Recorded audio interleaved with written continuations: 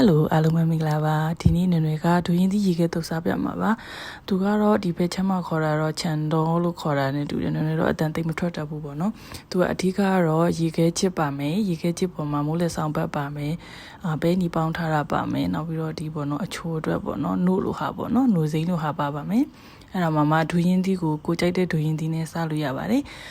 ဒူရင်းသီးကိုပေါ့နော်ကိုကြိုက်တဲ့ဒူရင်းသီးအမျိုးအစားကိုရွေးပြီးတော့ထည့်ပြီးစားလို့ရပါတယ်နည်းနည်းစားထားတဲ့ဟာတော့ringgit 20ပေးရပါတယ်တကယ်တော့ဒီဗီဒီယိုရိုက်ထားတာနဲ့တစ်နှစ်လောက်ကြာပါပြီခုမှတင်ပြတာပေါ့နော်မကြခင်မှာလဲပေါ့နော်ဒွင်းသီးရာသီရောက်တော့မယ်ဆိုတော့လေဗီဒီယိုတွေပြန်ကြည့်နေဒီဗီဒီယိုလေးကိုတွေ့လို့ပေါ့နော်ပြန်အပ်တစ်ပြီးတော့တင်ပေးလိုက်တာပါဒီခုနည်းစားတဲ့ဒွင်းသီးကတော့အစီသေးတယ်ပေါ့နော်အသားထူတဲ့အမျိုးပါပဲမကြခင်မှာလဲဒွင်းသီးရာသီရောက်တော့မယ်အတွက်ဒွင်းသီးတွေဝယ်ပြီးတော့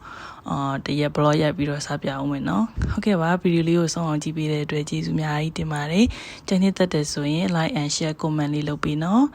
ကျေးဇူးများကြီးတင်ပါတယ် bye bye နောက် blog တွေမှာပြန်တွေ့မယ်နော်